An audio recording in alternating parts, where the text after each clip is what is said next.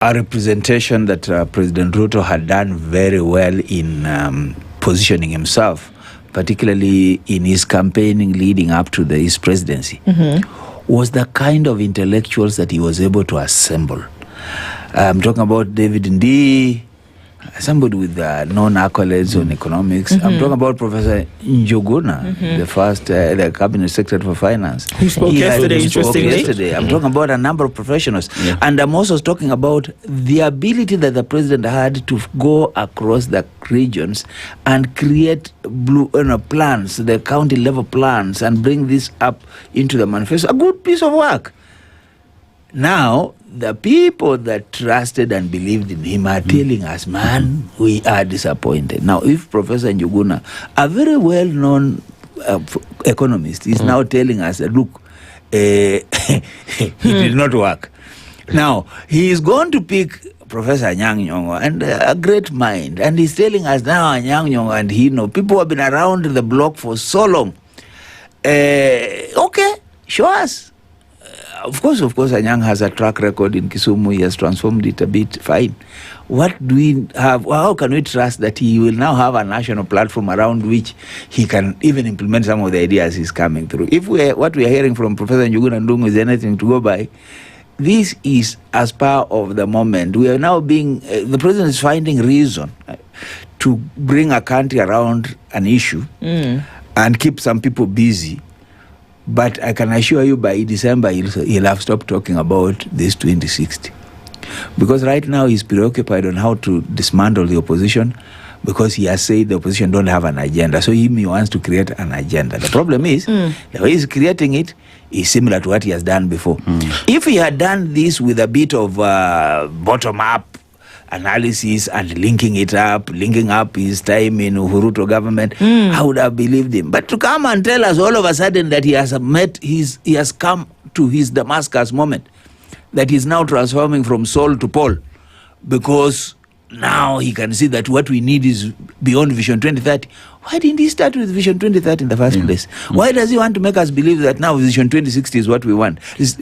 How will we be convinced? I mean, Prof, you look at some of the things that were mentioned, because I wrote them down. There is a question of patriotism that he talked about. That when you talk about patriotism and social justice, that it is not only something that the government does, but the people have to be included and purchase it. When you think about visions and how they are created, Prof, you look at it on the engine behind this vision is the people of Kenya. It is the people of Kenya who will give you the resource, their time, their taxes to push that vision and bring it into fruition. All the government does is come up with a policy that then it's the people to implement. But how do you talk about patriotism and the rule of law, where through your government Kenyans have been killed, where food security, where education, where health are things that do not exist? When you talk about patriotism, I was seated and asked myself a question, just how patriotic are you, Mr. President, to the country and to the constitution that you sought to protect, when every other thing you've done goes against, remove that patriotism from you?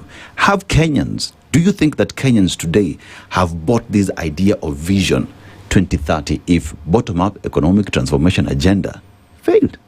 And you see, this is why I was saying that you start by questioning what happened to the pillars that Vision 2030 erected around economic, around social, and around development. What happened to those pillars? If you are not telling us what happened to those pillars, you are not helping us. But more importantly, to answer what you are saying, is that the biggest policy framework, the biggest vision that Kenyans have given themselves is not Vision 2030.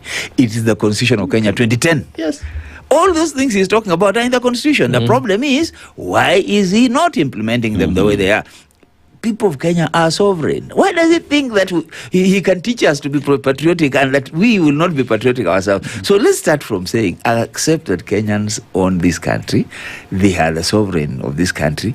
They will elect and disappoint. They'll appoint and disappoint others. And that is what they are. So you are not going to build patriotism from where you're sitting as a president in this country. You know, the problem we're having is that the president has the Constitution of Kenya 2010, and he's looking to dictatorships of Singapore even South Korea, some of those examples he's looking at were not developed because of democracy. They were developed because of dictatorship. He thinks he can go back to that model of what you call a developmental state, that is, state sits and drives development. It can work, but one thing that we need to be agreed about in this country, there are two things that you can't run away from. The level of democracy in this country has expanded, and the issue of devolution is here. So you have 47 units to contend with, and you have spaces, democratic spaces to contend with. To drive an agenda from top down is difficult. And remember, he is now not talking about top down, but what he's proposing is top down. But remember, he came on the basis of bottom up. Yes. So why don't we start from there? Where did we get to with bottom up? And why do we want now to drive a top down agenda? This agenda you want to start on 12th of August, I want to tell you, is top down. Yes. Okay. So let's